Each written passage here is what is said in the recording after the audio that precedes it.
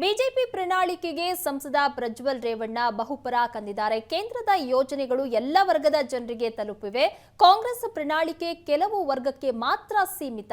BJP ಪ್ರಣಾಳಿಕೆ ಪ್ರತಿಯೊಬ್ಬರಿಗೂ ಅರ್ಥ ಮಾಡಿಕೊಂಡಿದ್ದಾರೆ. ಹಾಸನದಲ್ಲಿ ಎನ್ಡಿಎ ಅಭ್ಯರ್ಥಿ ಪ್ರಜ್ವಲ್ ರೇವಣ್ಣ ಈ ರೀತಿ ಹೇಳಿಕೆ ಕೊಟ್ಟಿದ್ದಾರೆ. ಸ್ತ್ರೀಯರಿಗೆ ಸಾಮಾಜಿಕ ನ್ಯಾಯದ ಜೊತೆ ರಾಜಕೀಯ ಶಕ್ತಿ, ಕಿಸಾನ್ ಸಮ್ಮಾನ್ ಯೋಜನೆ ವಿಸ್ತರಣೆ ಮಾಡಿದ್ದಾರೆ. ಜನೌಷಧಿ ಕೇಂದ್ರಗಳಲ್ಲಿ ಕಡಿಮೆ ದರಕ್ಕೆ ಔಷಧಿ ಸಿಗ್ತಾ ಇದೆ. ಕಾಂಗ್ರೆಸ್ಗೆ ಟೀಕೆ ಮಾಡುವುದು ಬಿಟ್ರೆ ಬೇರೆ ಏನೂ ಬರೋದಿಲ್ಲ. ಯುಪಿಎ ಅಧಿಕಾರದಲ್ಲಿದ್ದಾಗ ರಾಜ್ಯಕ್ಕೆ ಏನೂ ಬಂದಿಲ್ಲ ಅಂತ ಪ್ರಜ್ವಲ್ ರೇವಣ್ಣ ಹೇಳಿದ್ದಾರೆ.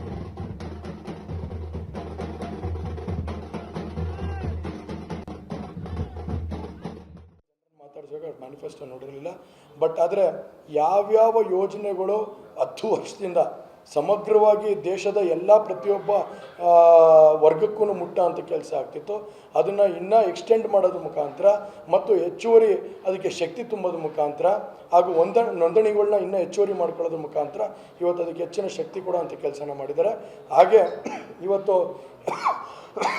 ನಾವು ಬೇರೆ ಎಲ್ಲ ವರ್ಗಗಳು ನೋಡಿದಂಥ ಸಂದರ್ಭ, ಯಾಕಂದರೆ ಕಾಂಗ್ರೆಸ್ ಮ್ಯಾನಿಫೆಸ್ಟೋಗಳು ನೋಡಿದಾಗ ಕೆಲವು ವರ್ಗಗಳು ಮಾತ್ರ ಮುಟ್ಟ ಅಂತ ಕೆಲಸ ಆಗುತ್ತೆ. ಆದರೆ BJPಯ ಮ್ಯಾನಿಫೆಸ್ಟೋ ನೋಡಿದಂಥ ಸಂದರ್ಭದಲ್ಲಿ ಇಡೀ ದೇಶದ ಪ್ರತಿಯೊಬ್ಬ ಸಾಮಾನ್ಯ ಜನಕ್ಕೂ ಮುಟ್ಟೋಂಥ ಕೆಲಸ ಏನಾಗ್ತಾಯಿದೆ. ಇವತ್ತು ಅದನ್ನೆಲ್ಲ ಮೆಚ್ಚೋಂಥ ಕೆಲಸನ ನಾವು ಮಾಡ್ತಾಯಿದ್ದೀವಿ. ಇವತ್ತು ಅವರು ಮ್ಯಾನಿಫೆಸ್ಟೋನು ಕೂಡ ರಿಲೀಸ್ ಮಾಡಿದ್ದಾರೆ. ಇವತ್ತು ಪ್ರತಿಯೊಬ್ಬರು ಜನಕ್ಕೂ ಅದು ತಿಳುವಳಿಕೆ ಆಗಿದೆ. ಅದನ್ನೆಲ್ಲದನ್ನು ಈ ಮನಸ್ಸಲ್ಲಿ ಇಟ್ಕೊಂಡು ಇವತ್ತು ಮತದಾನ ಮಾಡೋ ಅಂಥ ಯೋಚನೆ ಮಾಡ್ತಾರೆ ಜನ.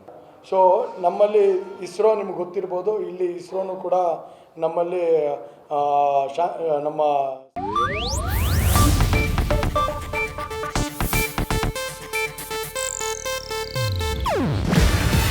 ಇದು ಏಷ್ಯಾನೆಟ್ ನ್ಯೂಸ್ ನೆಟ್ವರ್ಕ್ ಪ್ರಸ್ತುತಿ.